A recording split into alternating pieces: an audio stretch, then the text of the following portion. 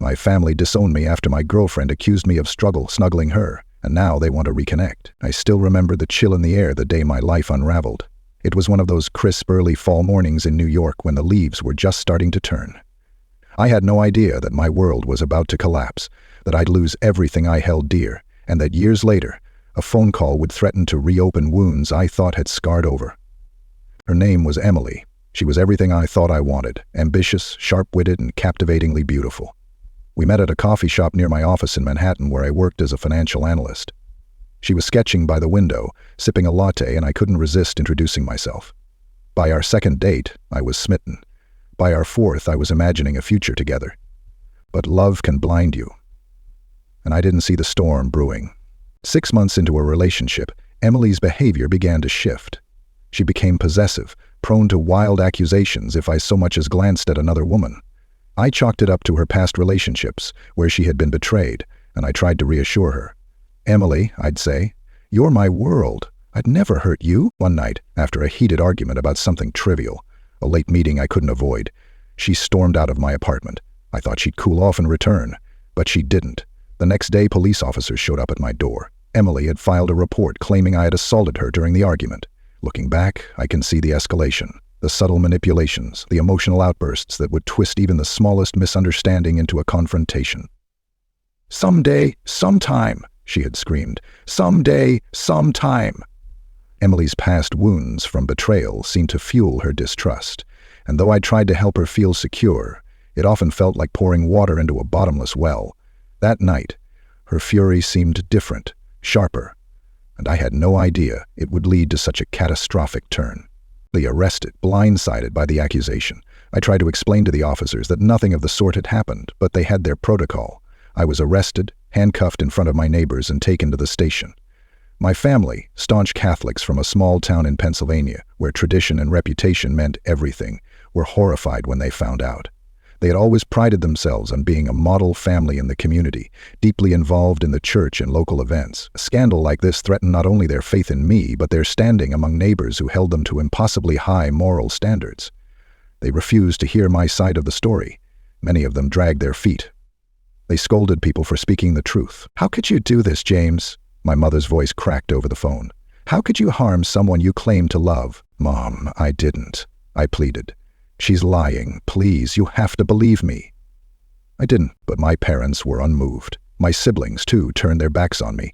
To them, I was a monster. To the world, I was guilty until proven innocent. The trial dragged on for months, and though the case was ultimately dismissed due to lack of evidence, the damage was done. My family didn't reach out. My name was tarnished. I lost my job, my friends, and any sense of stability. For years, I drifted. I moved to Seattle, working odd jobs to make ends meet. The weight of isolation pressed heavily on me, a constant reminder of what I had lost.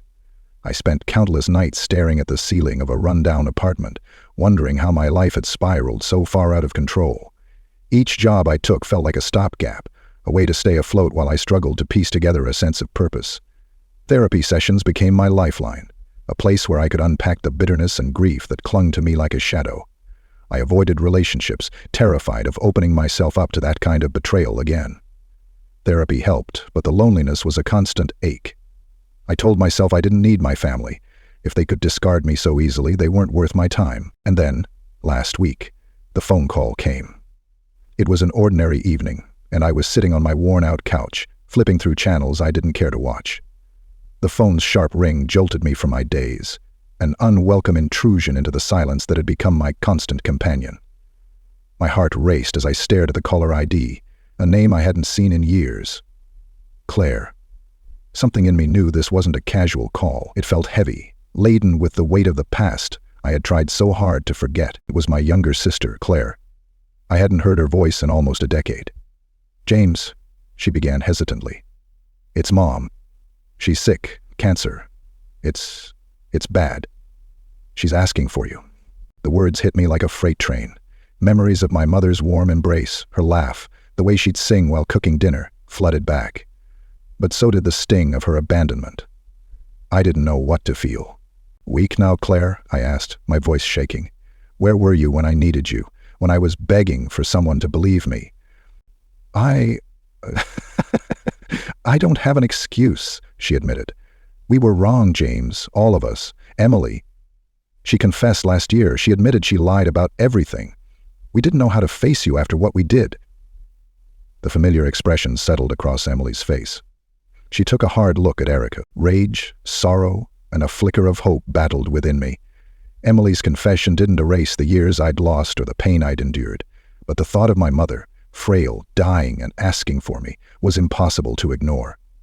And then, at the wedding of the two younger girls, the next day I boarded a plane to Pennsylvania. The house I grew up in felt smaller, worn. My father greeted me at the door, his eyes red-rimmed and weary. "James," he said, his voice thick with emotion.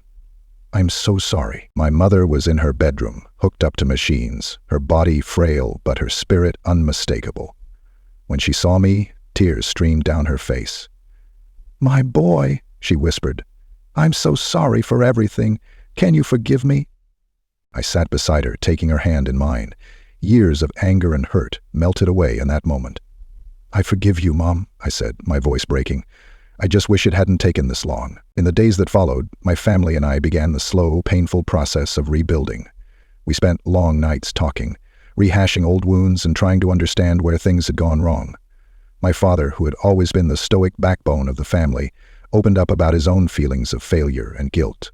Claire, my once closest confidant, apologized tearfully, sharing how deeply she regretted not standing by me. Each shared memory, and every honest word, felt like placing a stone in a bridge we were slowly constructing back to each other. It wasn't easy. Trust doesn't return overnight. But as we worked together, I began to see glimmers of the family I once knew.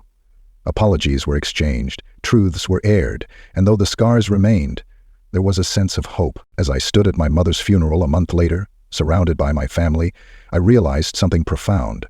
Forgiveness doesn't erase the past, but it can pave the way for a future.